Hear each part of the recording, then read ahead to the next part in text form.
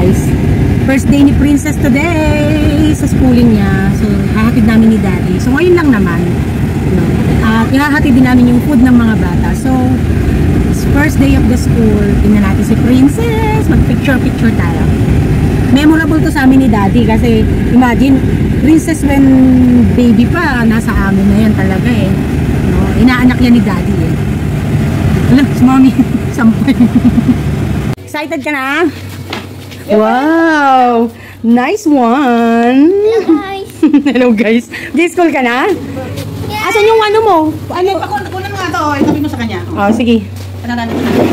Oh, kayo. Princess talaga eh, oh.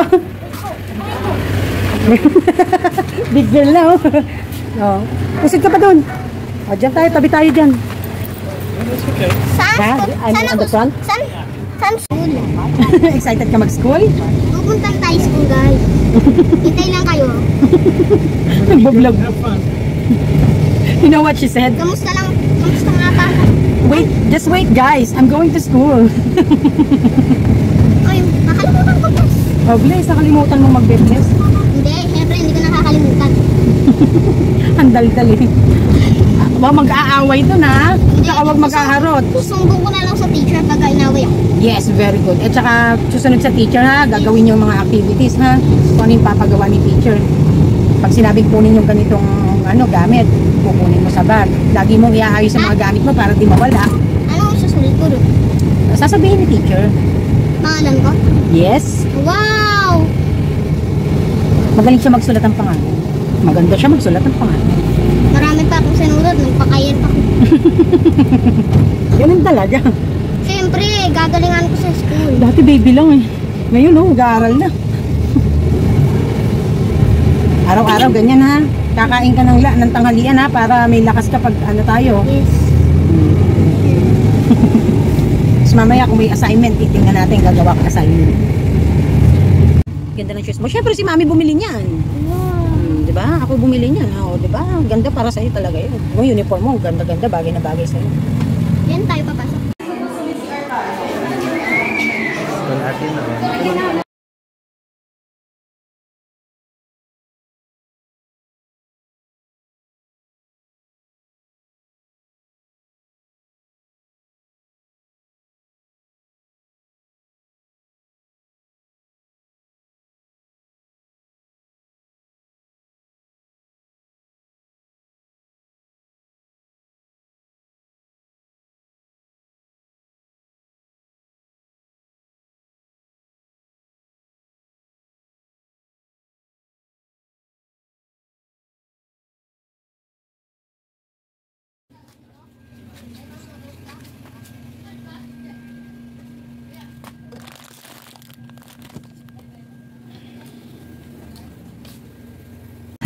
Hi guys, Mami Parkis here. And kamusta po kayo? Hindi ako masyadong nakakapag-vlog kasi ilang araw nang absent yung ating pang-umagang tindera at she is totally resigned since yesterday. Kahapon ba nag-confirm? Kahapon ano? Kasi nagkakasakit ang anak niya, so kaya kailangan mag-focus siya. As of now, nasa ano pa rin, hospital, naka-confined, 5 months old lang. So, sad to say, and it's so hard kasi nilagasan na naman tayo ng tao. So, isa sa pinaka-dilema talaga ng mga sari-sari store owners or business owners ay ang manpower, no? So, kataon naman na may mga pasok na ang mga bata, so kaya minabuti namin na ayusin ang schedule nang sa ganun ay maayos namin yung operations, no? So, pang umaga ako at pang gabi pa rin. So, ang ano na lang namin is Monday to Friday, hindi na magsusobrang alas 2 ng madaling araw ang sara, no? So, Monday to Friday, sana hopefully lagi, bago mag 1 o'clock, nakauwi na kami. Para makagising ako sa umaga to open the store. And then, si panggabi, papasok naman siya, mag-a-adjust kami ng oras, alauna na siya.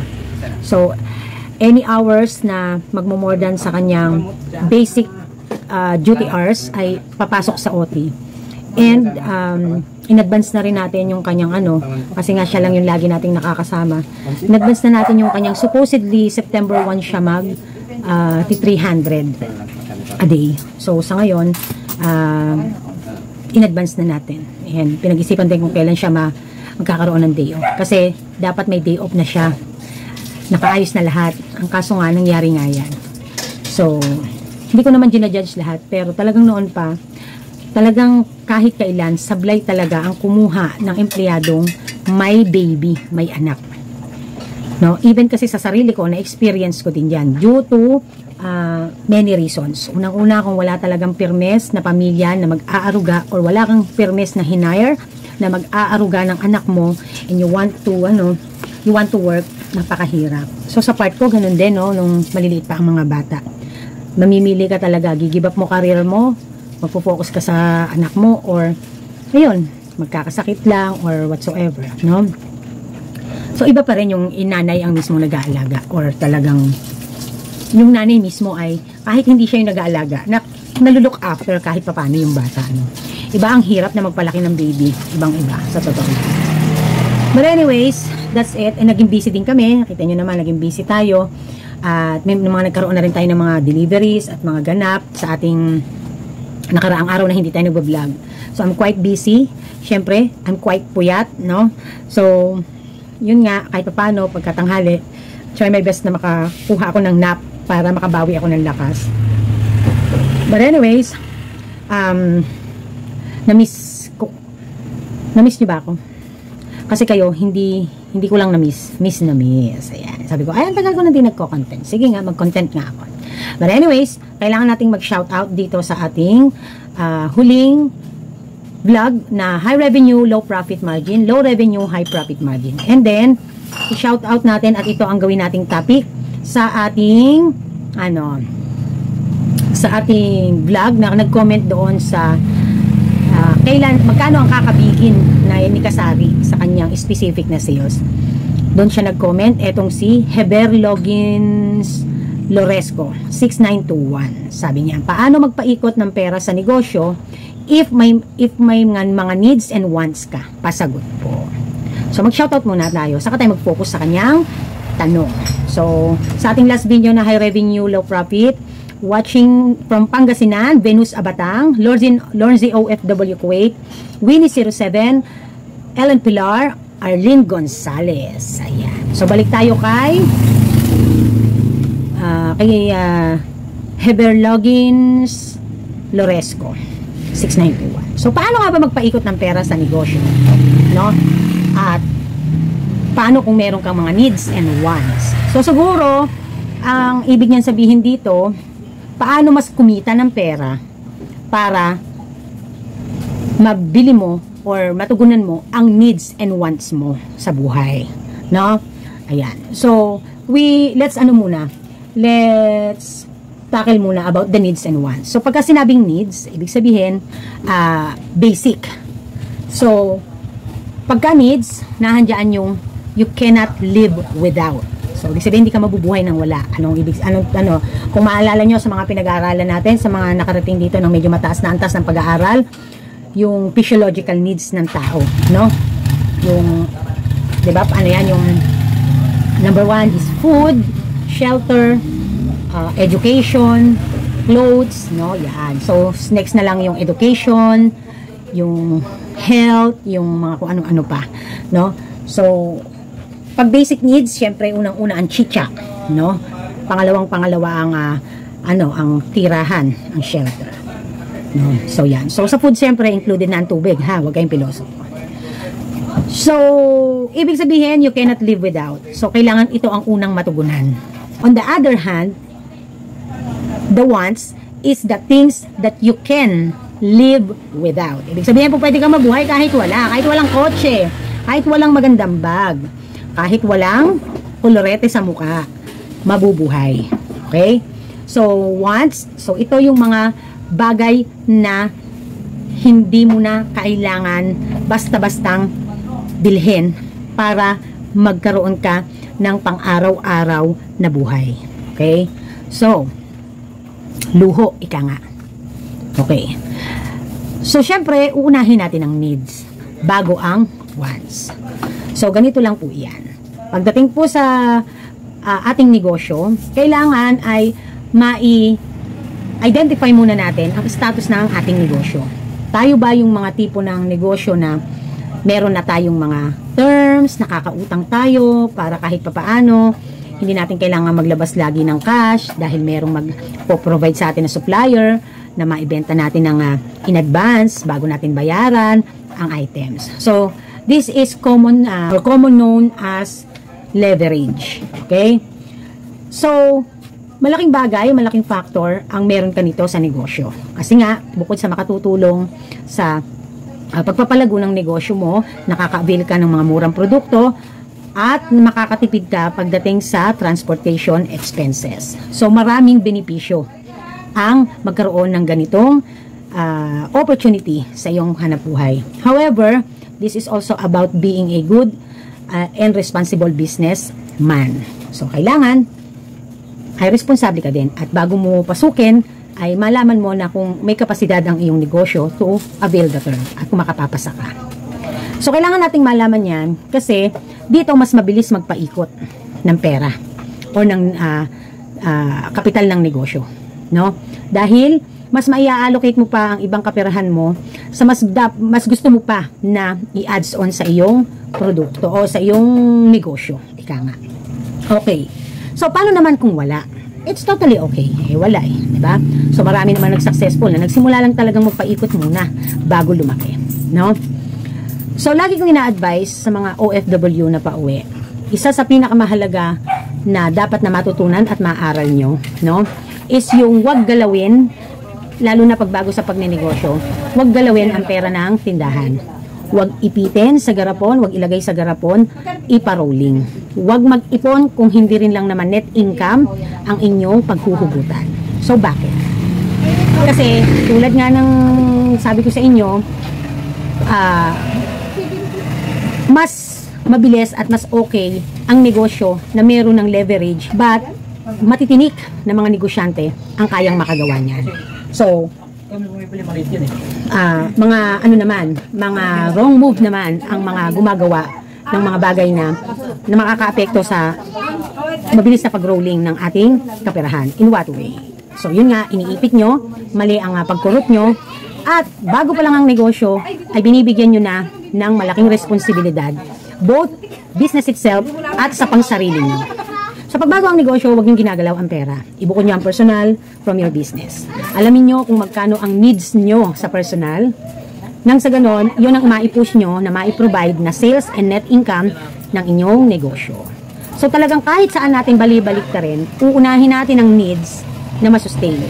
At kahit saan balibalik ta rin, hindi ginagalaw ang pera ng negosyo kung hindi rin lang para sa negosyo niya, sa sarili niyang negosyo, ilalaan. So, kaya naman, may mga dapat i-consider para matutunan mo yan at magawa mo yan. No? So, disiplina muna. Unahin muna ang disiplina. Madali na magpaikot kapag may disiplina ka. Meron kang sistemang sinusunod. Meron kang sistemang ginagawa. No? So, tamang pagbabudget, tamang scheduling, tamang allocation, at cost cutting, yan. At syempre goals at execution. Yan na yung mga bagay na po pwede nyong magawa para magtagumpay kayong magpaikot, no? So, mahirap magpaikot ng puhunan lalo na kung napunta ka sa mailap na target market. Sabihin, mahirap ang nakapuntahan mong lugar. Hirap kang makuha yung diskarte. Paano ka magiging first option or first choice ng mga customers if there is an existing competitors, no? So kaya marami ang mga unang sumasabak sa pagnenegosyo at may existing na kalaban, ang laging ginagawa, promo and sale sa mga unang araw, no? Nang sa ganun ay makapagpakilala, maipakita sa madlang people kung what the store can offer, no? So ganun. Now, sa pagpapaikot din ng pera sa negosyo, kailangan yung mga sinabi ko na paari yung ma-consider or gawin is kailangan marunong kayo sa executions. Number 1 na sa scheduling, no? So, disiplina sa pag-i-schedule kung kailan ka mamimili, kung kailan ka mag-budget, kung kailan ka mag-a-allocate, kung kailan ka mag-buffer stocks, kung kailan ka magpa-priority ng mas maraming stocks sa tumataas ang demand na items, no?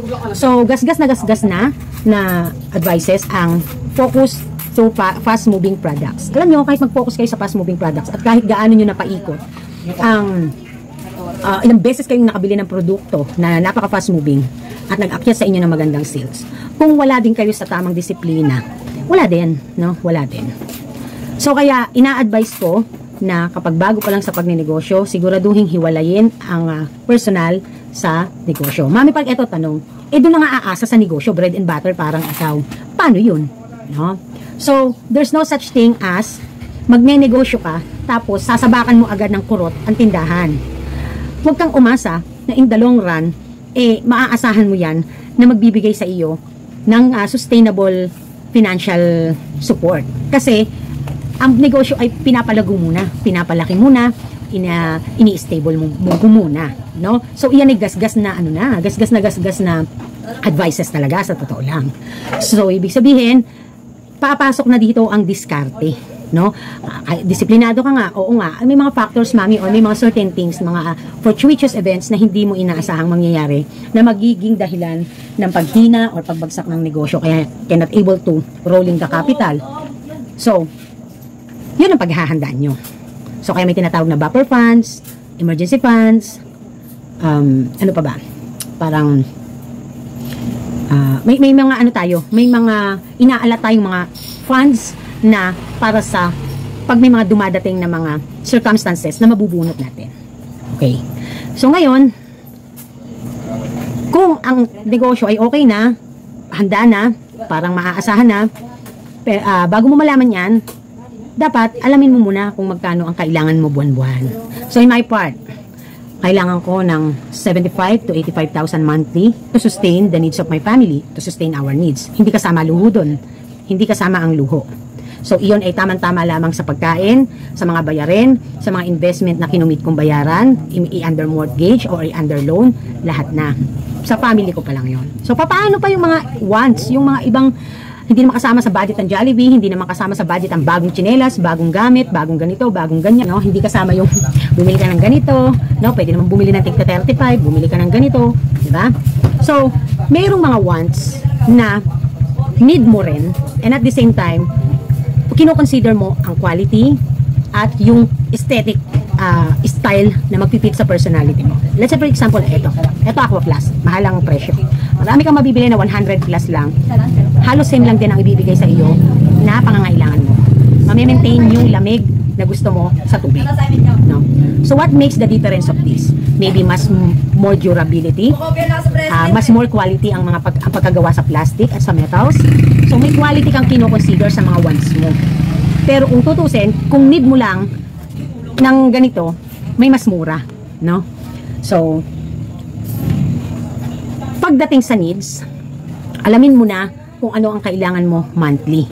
So, tulad ko nga, inalam ko na, ay, mga ganito. Kasi sabi ng daddy noon, naalala ko, makakauwi lang ako dyan at matutulungan kita sa negosyo kung ang negosyo ay kaya nang mag-provide ng kung magkano ang naipadadala ko sa iyo monthly. Makakabuhay, mabubuhay tayo. And so, that is why, bago siya umuwi, sinigurado ko muna na ginalingan ko ang pagnenegosyo. Inayos ko, sinigurado ko na ma-maintain ko muna, maipalabas ko muna ang pinaka magaling na lakas ng tindahan. Although nandiyan yung struggles na tumatagal ka na sa negosyo at syempre, hindi naman all the time ikaw ang pipiliin ng customers, but at least na stable muna na mas marami pa rin ang customer na they are preferring you or they are preferring me. I am their first option before pa sila mapunta sa iba. So, yon yung dapat na ma-establish. So, kaya naman nung ma-establish ko yon, hinanda ko na ang sarili ko na hindi na magbibigay ang Daddy Park ng kahit magkano para mabuhay kami. So, automatic at literal na ang bread and butter ay ang tindahan. Okay. So, sa pagpapalago ko ng negosyo, dumating din na yung tulad ng common known na leverage na yan, no? Napagtagumpayan natin yan, no, na nakatulong, ang laking tulong sa atin, so we can able to provide kahit tumataas yung demand kasi meron tayong mga ika nga ay libreng puhunan na pauna dahil pinapautang tayo. Okay. So, alam ko na ang needs ko. Ikaw, alamin mo din ang needs mo. So, dapat bago mo kuhanan ng needs mo ang negosyo, ma-establish mo muna. Matuto ka munang dumisiplina. Matuto ka munang ihiwalay ang decolor sa puti. Right after that, mas ginagalingan mo pa And in seasonal time or sa mga panahon na hindi mo aakalain na merong mga paglakas, so makakagain ka ng sobra pa sa pangangailangan mo. So ibig sabihin, lagi lamang gagalaw sa net income. Kung ang net income mo ay 50,000 at 50,000 din ang iyong kailangan monthly, manatili ka muna doon hanggat nga maaari, magtipid ka sa personal mo nang sa ganun ay kahit papaano ay hindi naman yung as in saktong-sakto lang. So as time goes by, is na ginagalingan mo pa rin, patuloy, no, consistent ka sa lahat ng disiplina at pag-iisip ng mga bagay na makatutulong para mapalaki ang sales mo, syempre, darating ka naman sa point na yun ang i-goal mo, na sumobra ang iyong net income. Ibig sabihin yung umover sa needs mo, yung mailalabas na net income ng negosyo. So, halimbawa, 50,000 ang usual na nagiging net income mo monthly. And then the next month, nag-gain ka ng 55,000 net income. So, ibig sabihin, yung 5,000, pwede na. Kung may gusto, pwede nang kurutin. So, lagi lamang tatandaan, doon tayo kukurot lagi sa net income. Na sa ganon, yung ating kapital ay kung tumataas ang demand at need nating magpaikot, hindi mawawala. At hindi rin natin kailangan maglabas ng pampaluwal para lang matugunan yung needs na kailangan dahil tataas ang demand halimbawa. So kung ang goal mo ay magpalaki at magparami ng benta, magparami ng sales, una mong disiplinahin ang ihiwalay ang decolor sa puti. Ang ibig sabihin ng Mami Park, ang personal mong panggastos at ang personal mong panggastos at ang pera ng negosyo ay huwag na huwag mong paghahaluin. Mami Park, bread and butter na. Dito nga kami kumukulot. Siyempre, pag may pasok ang mga bata, pag may kailangan bilhin na wala na ubusan ng gas, magbabayad kami ng kuryente sa sarili naming bahay, or kaya naman ay may babayaran sa school, may tuition fee, may ganito, may ganyan, pagkain namin. So, kailangan talagang kumurot araw-araw. Wala namang problema doon. Pero dahil tinuturo ko sa'yo ang matuto kang magkaroon ng disiplina, matuto ka ding magtala at maglista. Nang sa ganon, alam mo lang ang dapat mong kurutin sa tindahan.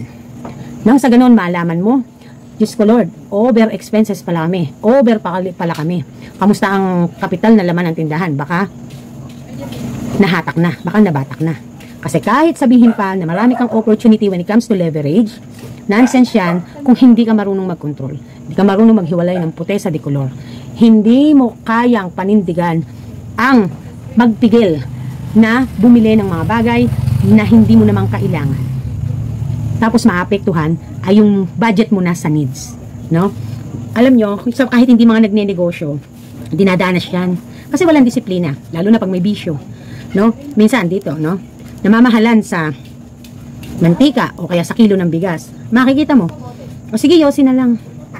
Unahin yosi. Hindi natin sinasaklawan yung personal na buhay ng mga suki natin. But come to think of it, hindi lang sa negosyo nangyayari yan. Ultimo sa mga hindi na i-engage sa negosyo. Kung paano nila i-manage ang kanilang finances. At alam nyo ba, kahit si Mami Park, dumadating din ako sa ganyan. No? Hindi ako perfect. I just cannot say it. May disiplina ako, pero paminsan-minsan, naliligaw din ako. Pero hindi tulad ng dati. Hindi tulad talaga dati na grabe talaga. Yung as in talagang linggo-linggo, 5,000, 10,000 ang binabayaran ko sa pag-shopping. Hindi na ganun. Mula kasi nung ako na yung halos magdadrive ng buhay ng pamilya, hindi ko na siya pwedeng gawin. Ika nga, hindi na ako pwedeng maglaro. Hindi na ako princess anymore. Let it go na talaga. So, kailangan maturity, gumana. So, hindi lamang to nangyayari sa pagnegosyo. Pati sa personal na buhay, walang disiplina. Hindi marunong sa tamang budgeting, tamang pag-allocate ng budget, schedule kung kailan gagawin to, and also yung goals and execution kung paano to gagawin, at higit sa lahat yung cost cutting, yung pagtitipid. So, disiplina talaga. At syempre, pinakalas, kahit gusto mong magpaikot ang magpaikot, kung ang target market mo ay limited, walang sense. Meron kasing lugar o merong sitwasyon na nag-put up ka ng negosyo, hanggang dun ka na lang. Hindi po pwedeng mag-boom ka or mag-expand ka. Meron akong isang dito, si Pretty Girl yata yun. She want to expand by what? Using the e-commerce. I-promote sa online. Nang sa ganun ay madagdagan ang parokyano niya, madagdagan ang customers niya. Kasi ipaasa nga lang siya sa customer na nasa paligid niya, ay nahandun siya sa lugar na ang kinukuha lang at binibili sa kanya ay may mga specific lang siyang items na malakas. Malakas lang daw siya sa karne at sa, sa alak yata. So sa ibang items, halos parang medyo alanganin siya. So gusto niyang mapalakas. So by using e-commerce or online selling, promotion, marketing strategy, ay baka pwede siyang mag-expand at doon siya makakuha pa ng ibang target market. No? Meron pa akong isang subscriber, no matter how she's dreaming to expand, to get bigger, to buy more stocks, she cannot just do it right away. Why? Kasi 15 kabahayan lang, 15 household ang target market, tapos meron pang kalaban, meron pang kakompetensya. So meron namang isa pa na nasa inner lot.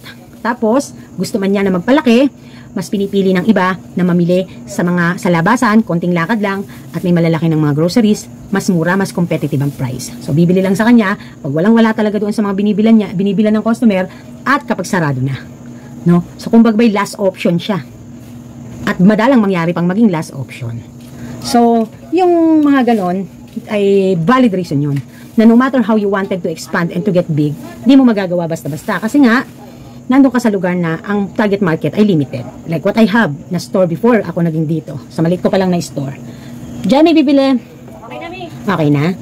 Diba? Kahit gustong-gusto kong mag-expand, di ko yun magawa. Unang-una, hindi basta inaalaw ng may-ari sa aking apartment na mag-explore ako talaga sa pagnenegosyo doon. Kasi that establishment is only meant for residential and not for business. Siguro tatakot din na masita. Na ano, dahil syempre, lalo na nag-BBIR ako, nagmumunisipyo ako, I just cannot say that. Kasi naano na nga ako dyan. Actually, nasita na rin nila ako dyan pagdating dyan. So, also, limited din ang tatangkilik. Kasi may naging kalaban ako na nagpapautang ng bigas. So, they prefer to buy there kesa sa akin. Dahil, yung nagpapautang ng bigas, syempre, konsuelo de bobo ng mga bumili sa kanya bibili ng mga needs, di ba? Sorry for the term consuelo de bobo, ha? Kasi ganun yung aming ganun lang yung term, pero hindi masama yung ibig sabihin. So, ganun, no? I cannot compromise with that term sa mga customers na pautangin ko sila para sa akin sila bumili. Kasi unang-una nga, mahirap maningil. Ako tulad niya, nung nag-pandemic, sa tingin nyo ba kung nagpautang doon, makakapaningil ako panahon ng pandemic. Tapos apektado din naman ako noon ng pandemic, yung negosyo, dahil hindi naman kami priority ipabukas. Gusto magsara kami. No? So, you cannot tell. So, kung anong babagay at fit sa personality mo para sa ikabubuti ng negosyo mo, gawin mo. At kung kaya mong magbigay para sa customers mo, nang sa ganun ay manatili sila sa'yo, at mapanatili mo din na mataas ang sales mo, gawin mo. Diskarte, ika nga. So, ganun lang yung kasimple. Diba? So, kaya naman, sana ay naintindihan at natutunan ang ibig pahiwatig ng Mami Pug for today's video. So, Heber Logins Loresco, sana nakakuha ka ng idea. Mahaba ang topic natin, but sure ball ako na nagigets mo yan. At ano man ang mangyari, maintindihan mo yan. Paalalang muli, bago tayo mag-end, unahin ang needs at net income lamang ang gagalawin. So, ang wants, kapag may sobra. Ito pahabol. Ito pahabol, no? Ito pahabol. Mami, paano kung yung naging sales, kinapos pa sa needs? So, kaya kapag sobra ang sales mo, magtatabi ka. Doon pa lang sa isinet mo na needs mo, dapat mag-ano ka na. Meron ka ng savings. Pero net income pa rin palagi. Ha? Net income pa rin palagi. Halimbawa, need mo yung 50,000. Dapat sa 50,000, nakabudget na din ang savings mo doon. No? Huwag kang kukurot sa tindahan. Sa net income ka kukurot. Sa net income na ng tindahan ang paggalaw. Nang sa ganun, kapag kinapos ka sa ibang buwan, no, kinulang ang nilabas na net income, meron kang mahuhugot. So, ganun lang siya kasimple. At kung mas sobra-sobra pa, doon ka sumingit ng wants mo. Okay? So, this is Mami Park and this is Team Park. Nagsasabing tindera is my proud career fighting. Bye!